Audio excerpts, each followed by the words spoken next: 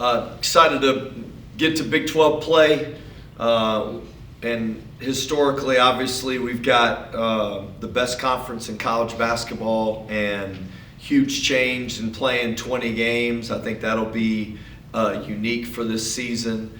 And the biggest thing for us is protecting home court, and we get the opportunity to do that right out the gate against a really talented, well-coached UCF team that we've got a lot of respect for. Shelly? You know, UCF, they're on a 5-game win streak right now, but really those 5 wins aren't against tough opponents, back to their 3 overtime loss to LSU. So just what have you seen with that team that y'all are going to work on stopping or slowing down? In any team that's one of the best teams in the country, you got to start with point guard play, and I think they got one of the best point guards in the Big 12. And not only does Darius score the ball, but he defends. He can take over games with the way he makes plays defensively. He can obviously shoot the ball, and he's shooting, I think, the best percentage he shot in his career. But it's his charisma and the way he handles himself and the way he can really dictate the flow of the game on both ends that I think really is the key to their team.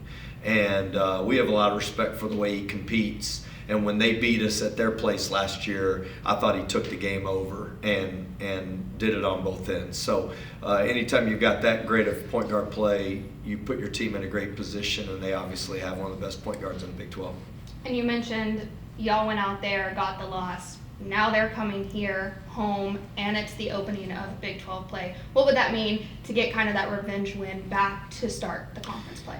Well, I think we're all in a new season. Everybody knows that. And the best part about Big 12 play and the start of it, I think everybody feels the reset. Everybody understands that everybody's in a year that I do feel like the Big 12 is open in regard to who can win the league. You know, there's a lot of teams that have put themselves in position with non-conference play, but it's 0-0 new season. There's an urgency with everybody, and we expect nothing but their absolute best. And when they've proven their best, I mean, a team that we have a common opponent with, A&M, they beat and we lost to. And so I think our guys understand that every possession matters, and in the Big 12, that's the case, and especially against this UCF team.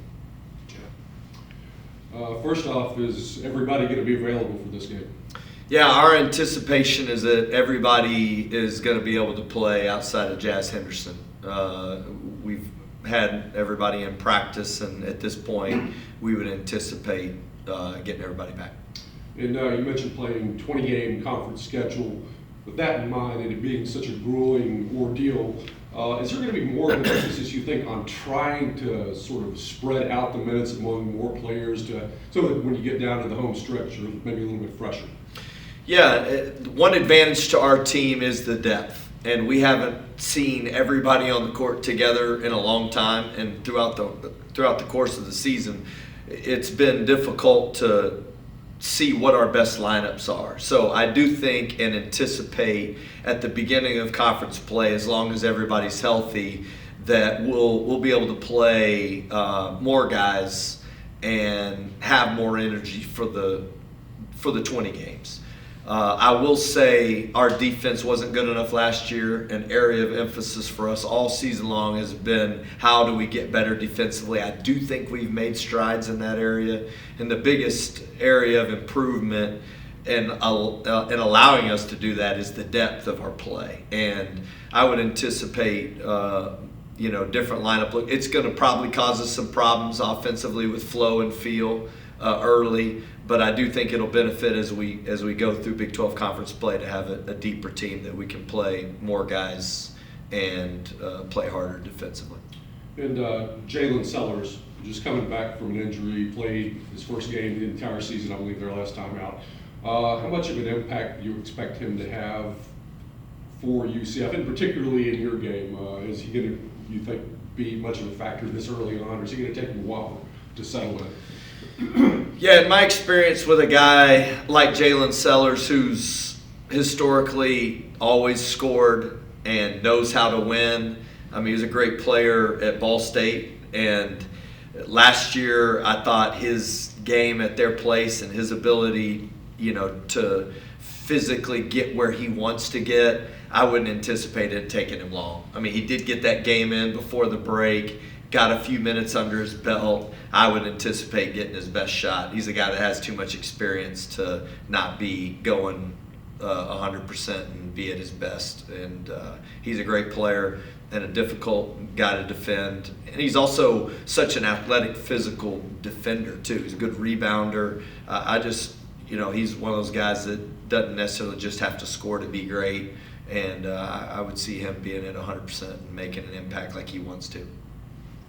Message for fans before this game, what kind of environment they're going to bring to the first Big 12 play? Yeah, with our students being gone, it always is difficult, this first run of games. And so there just is such a pickup. But we've got the best fans in college basketball. I genuinely believe it. And when you talk about the way our teams travel and just the way our fans travel and the way our people show up when it matters, I mean, Big 12 play is the most important part of our season, and there is no games off in our league. Every game is a 100, and I anticipate having the USA packed, and it'll be the best environment for opening weekend.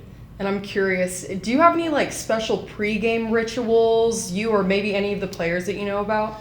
Yeah, I was a junior college head coach at the age of 27 years old when I first got started, and we had made a run. I always wore green boxers because our team, Midland College, we were green and gold. I always wore green boxers, and I did it for 3 seasons. We got to the national championship game our 3rd season in 2007, and there was a rush before the game. We had a media obligation to meet with the TV announcers. It was on Fox, and so I rushed out to do that. Came back, we won the national championship, and I changed. I realized I was wearing brown boxers.